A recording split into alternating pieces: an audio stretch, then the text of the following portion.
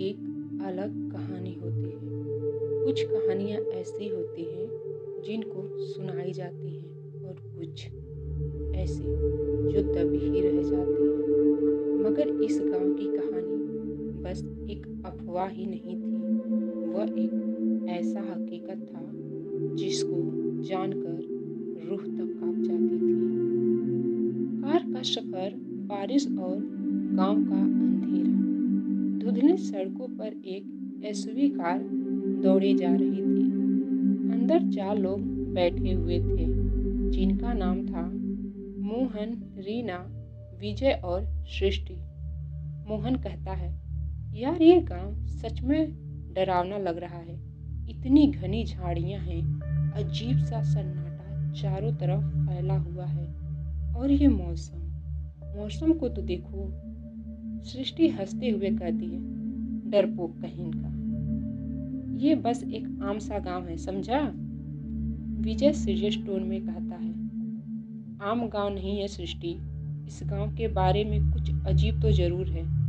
मैंने इंटरनेट पर इसके बारे में बहुत कुछ पढ़ा है। यहाँ जो भी रुका है वो वापस नहीं लौटा है।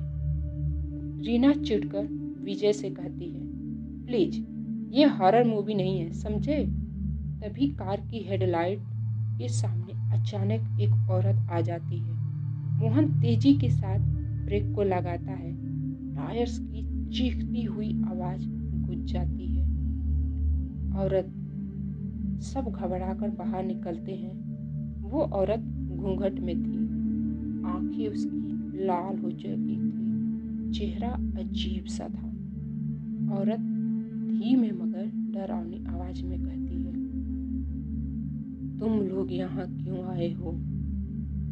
मोहन कहता है, माफ करना, हम शहर से आए हैं, हमारा होटल यहीं पास में ही है।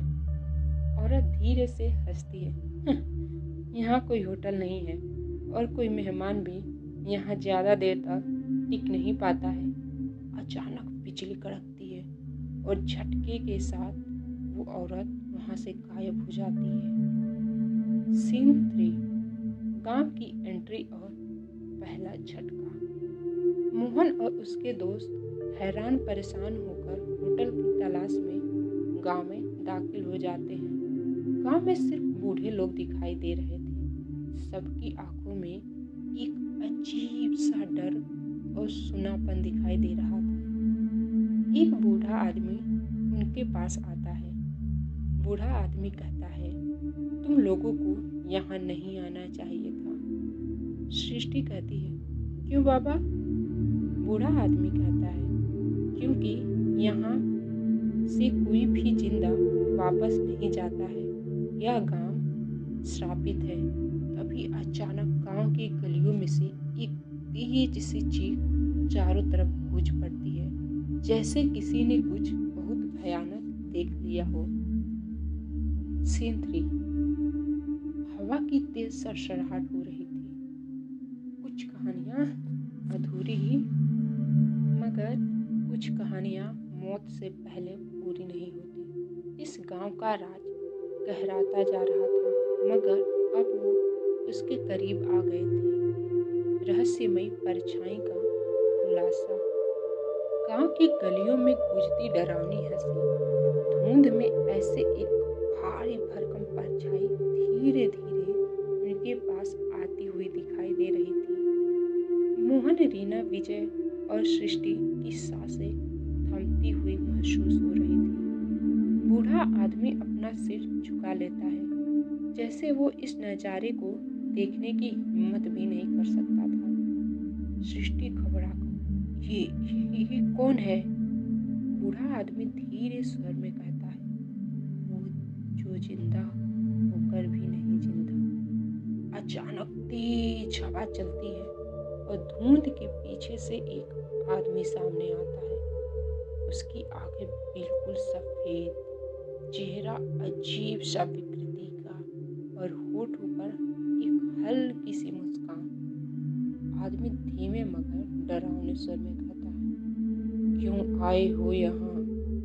विजय गुस्से में, तुम कौन हो और इस गांव में ऐसा क्या हो रहा है? आदमी धीरे से मुस्कुराता है, फिर अपनी सफेद आंखों से सीधे रीना की तरफ देखने लगता है। आदमी, तुम यहाँ से बचकर नहीं जा सकते। अचानक गांव की सारी बत्तियां बुझ जाती हैं। चारों तरफ अंधेरा, घना घोर अंधेरा छा जाता है और किसी के तेजी से चलने की आवाजें आने लगती है। सीन नेक्स्ट, भागने की कोशिश। मोहन मोबाइल की टॉर्च जलाता है, मगर सामने उसको कुछ भी दिखाई नहीं देता। वह आदमी गायब हो चुका था। रीना डरते हुए, भागो यहाँ से। चारों गांव के बाहर भागने लगते हैं, मगर गांव के दरवाजे पर ताला जड़ा हुआ मिलता है। विजय कहता है, ये कब बंद हुआ? बूढ़ा आदमी धीमे स्वर में कहता है, अब बहुत देर हो चुकी है। सीन नेक्स्ट, गांव का भयानक सच। अचानक गांव के बीचों बीच एक पुरानी हवेली की खिड़कियों से तेज लाल रोशनी निकलने लगती है। हवेली के चारों तरफ और सभी दरवाजे अपने आप खुलने और बंद होने लगते हैं। अंदर से किसी औरत की सिसकियों की आवाज सुनाई दे रही थी। सृष्टि घबराकर, ये क्या हो रहा है? बूढ़ा आदमी कांपते हुए कहता है, जो भी इस हवेली के अंदर गया वो कभी लौट कर नहीं आया। चारों दोस्त एक दूसरे को देखते हैं। अब उनके पास कोई और रास्ता नहीं बचा था। उन्हें इस हवेली में जाना ही था, वरना वो भी इस गांव से बाहर कभी नहीं जा सकते। नेक्स्ट पार्ट, हवेली के अंदर का सीन। मोहन, रीना, विजय और सृष्टि डरते डरते हवेली के अंदर कदम रखते हैं। अंदर चारों तरफ अंधेरा पसरा हुआ था। उनके पैरों के नीचे लकड़ी की चटकने की आवाजें गूंज रही थी। रीना अपने मोबाइल की टॉर्च जलाती है। हवेली के दीवारों पर पुरानी तस्वीरें टंगी हुई थी, जिसमें गांव के लोग खड़े थे, मगर उनके चेहरे धुंधले और अजीब सा दिखाई दे रहा था। सृष्टि धीमी आवाज में कहती है, ये तस्वीरें, ये लोग कौन हैं? बूढ़ा आदमी डरते हुए कहता है, ये गांव के वो लोग हैं जो श्राप का शिकार हुए थे। अचानक हवा का एक तेज झोंका आता है और एकदम से एक दरवाजा अपने आप खुल जाता है। सीन पलट जाता है। तहखाने की सच्चाई। चारों धीरे धीरे सीढ़ियों से नीचे तहखाने की तरफ बढ़ने लगते हैं। नीचे पहुंचते ही एक भयानक गंध से उनका दम घुटने लगता है। मोहन टॉर्च घुमाता है और सबके होश उड़ जाते हैं। दीवारों पर खून के निशान थे, जमीन पर पुरानी हड्डियां और कोने में जले हुए कपड़े बिखरे थे। विजय घबराकर, यहाँ क्या हुआ था? तभी एक पुरानी डायरी उन्हें पड़ी हुई मिलती है। रीना उसे उठाकर पढ़ती है। डायरी, हमने उसे मार दिया, हमने उसे जला दिया, मगर वो मरा नहीं, वो वापस आएगा। अचानक किसी के तेज दौड़ने की आवाज उन्हें सुनाई देती है। कोई जैसे उनकी तरफ आ रहा है, बहुत तेजी से। डर का चरम। चारों पीछे मुड़ते हैं और सामने वही रहस्यमय सफेद आंखों वाला आदमी खड़ा था। उसके चेहरे पर एक अजीब सी हंसी दिखाई दे रही थी। आदमी धीमे मगर खौफनाक स्वर में कहता है, तुम लोग भी उसी गलती को दोहरा रहे हो, अब कोई नहीं बचेगा। अचानक हवेली की लाइट्स झपकने लगती हैं, दीवारें हिलने लगती हैं और वो आदमी तेजी से उनकी तरफ बढ़ने लगता है। रीना, भागो यहाँ से। चारों जान बचाकर बाहर भागते हैं, मगर हवेली का दरवाजा अपने आप बंद हो जाता है। मोहन, रीना, विजय और सृष्टि दरवाजा पीट रहे थे, मगर वो हिलने का भी नाम नहीं ले रहा था। हवेली की दीवारों से अजीब सी फुसफुसाहट उन्हें सुनाई दे रही थी। सृष्टि रोते हुए, ये दरवाजा क्यों नहीं खुल रहा है? हमें बाहर निकलना होगा। तभी पीछे से एक भारी भरकम आवाज चारों ओर गूंज जाती है। आवाज, अब तुम इस कहानी का हिस्सा बन चुके हो। चारों धीरे धीरे पीछे मुड़ते हैं और सामने देखते हैं वही सफेद आंखों वाला आदमी, मगर इस बार उसके पीछे कई अजीबोगरीब साए भी खड़े थे। विजय गुस्से में, तुम कौन हो और इस गांव में ऐसा क्या हुआ था? सीन चेंज होता है। श्राप का असली कहानी। आदमी धीरे से मुस्कुराता है, फिर दीवारों पर लगे पुराने चित्रों की ओर इशारा करता है। आदमी, कई साल पहले यह गांव खुशहाल हुआ करता था, मगर एक रात इंसानों ने अपनी इंसानियत ही भुला दी। तस्वीरें खून से लाल हो जाती हैं और अचानक चारों के सामने एक पुराने जमाने का सीन उभरने लगता है। गांव के लोग एक औरत पर काला जादू करने का आरोप लगाकर उसे जिंदा जला देते हैं। उसकी चीखें चारों तरफ गूंज रही थी। रीना हैरान होकर, ओह माय गॉड, ये कितनी भयानक सजा है। तभी अचानक जलती हुई औरत की आंखें चमकने लगती हैं और वो मरने से पहले एक श्राप देती है। औरत कहती है, जिसने भी मेरे साथ अन्याय किया वो इसी गांव में सड़ेगा, कोई नहीं बचेगा, कोई नहीं। तभी अचानक चारों दोस्त वापस वर्तमान में लौट आते हैं, मगर अब हवेली की दीवारों पर उनके अपने चेहरे उभर चुके थे। सीन चेंज होता है। कौन बचेगा? सफेद आंखों वाला आदमी अब उनकी ओर बढ़ता है। आदमी, अब यह गांव तुम्हारा नया घर है। अचानक एक बड़ा धमाका होता है। हवेली हिलने लगती है। बाहर से बूढ़े बाबा की आवाज आती है। बूढ़ा, मंत्र पढ़ो, जल्दी जल्दी पढ़ो। रीना हड़बड़ी में डायरी के पीछे का पन्ना खोलती है, जहां श्राप का तोड़ मंत्र के हिसाब से लिखा हुआ था। रीना जोर से मंत्र पढ़ने लगती है। चारों ओर भयंकर चीखें गूंज उठती हैं।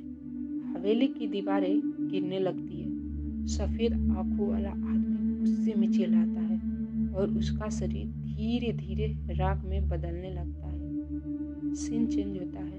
अंत या एक नई शुरुआत। गांव के दरवाजे अचानक खुल जाते हैं। चारों दोस्त जान बचाकर भागते हैं। पीछे हवेली जलकर राख में बदल जाती है। सब शांत हो जाता है। गांव अब सामान्य लग रहा था। विजय सांस लेते हुए कहता है, खत्म, सब खत्म हो गया। मगर क्या ये सच में सब कुछ खत्म था या एक नए समय का या नए तरीके से इसका एक आगाज होने वाला था? फिर रीना भी खुशी से कहती है, हाँ, सब खत्म हो गया। बूढ़े बाबा भी गहरी सांस लेते हुए कहते हैं, हाँ, काम अब मुक्त हो गया है। लेकिन नहीं। तभी मलबे की जले हुए चीजों से राख के नीचे से वही सफेद आंखें धीरे धीरे खुलने लगती है और सीन चारों तरफ से बदल जाता है। आखिरी जंग। अचानक चारों ओर अंधेरा छा जाता है। हवाओं में अजीब सी सरसराहट होने लगती है। बूढ़ा बाबा डरकर, नहीं, ये अभी खत्म नहीं हुआ है। हवेली के जले हुए मलबे के बीच से एक भयानक परछाई उठती है और अचानक ही वहां खड़ी होती है। वह वही औरत थी जिसे जलाया गया था। औरत गूंजती हुई आवाज में, तुम लोगों ने सोचा कि श्राप खत्म हो गया है। नहीं, ये बस एक शुरुआत थी।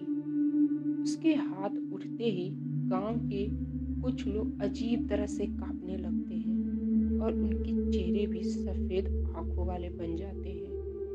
सीन चेंज होता है। भागने का कोई रास्ता नहीं बचता। मोहन, रीना, विजय, सृष्टि और बाबा गांव से भागने की कोशिश करते हैं, मगर गांव का मुख्य दरवाजा अपने आप फिर से बंद हो जाता है। विजय घबराकर अब क्या करे? बूढ़ा बाबा कांपती हुई आवाज में, हमें इसे हमेशा के लिए खत्म करना होगा। बाबा जल्दी से जेब से एक तांत्रिक पोटली निकालते हैं जिसमें एक पुरानी माला और राख थी। बाबा जोर से, जो कभी अधूरा था अब पूरा होगा। वो औरत गुस्से में चीखती है, हवाएं और तेज हो जाती हैं। औरत, तुम मुझे फिर से नहीं रोक सकते। मगर बाबा जल्दी से राख का गोला बनाकर औरत की तरफ फेंकते हैं। वो राख और माला उसे छूते ही तेज चीखती है और चारों दिशा में आग फैल जाती है। गांव के सारे सफेद आंखों वाले लोग जमीन पर गिरने लगते हैं। हवेली की आत्मा जलने लगती है और फिर एक भयानक विस्फोट के साथ सब कुछ खत्म हो जाता है। सच का खुलासा। गांव में फिर से उजाला हो चुका था। हवेली पूरी तरह से राख में तब्दील हो चुकी थी। गांव के लोग अब सामान्य दिख रहे थे। सृष्टि गहरी सांस लेते हुए, अब तो सब खत्म हो गया ना? बाबा धीरे से मुस्कुराते हैं। बाबा, हाँ, सब खत्म हो गया। मोहन, रीना, विजय और सृष्टि थककर जमीन पर बैठ जाते हैं, राहत की सांस लेते हुए। मगर तभी उन्हें राख के नीचे से एक काला हाथ धीरे धीरे बाहर निकलता हुआ दिखता है। अंत या नहीं सुना, सब कुछ शांत हो जाता है, मगर आखिरी सीन में हवेली की तरफ से धीमे धीमे एक फुसफुसाहट गूंजती है, श्राप कभी खत्म नहीं हुआ, वो अभी जिंदा है। तो दोस्तों, आप सबको क्या लगता है कि क्या यह श्राप खत्म हो गया है? वहाँ के संकट हमेशा के लिए खत्म हो गए हैं या फिर कुछ समय के लिए शांत हो गया है? आप सब अपना राय देना मत भूलिएगा। ये एक रियल स्टोरी से इंस्पायर्ड है, तो आप सबको अगर ऐसी ही स्टोरियाँ सुनना अच्छा लगता है तो प्लीज़ आप सब हमारे चैनल को सब्सक्राइब करना मत भूलिएगा। मिलते हैं नेक्स्ट स्टोरी के साथ। तब तक के लिए bye bye and take care.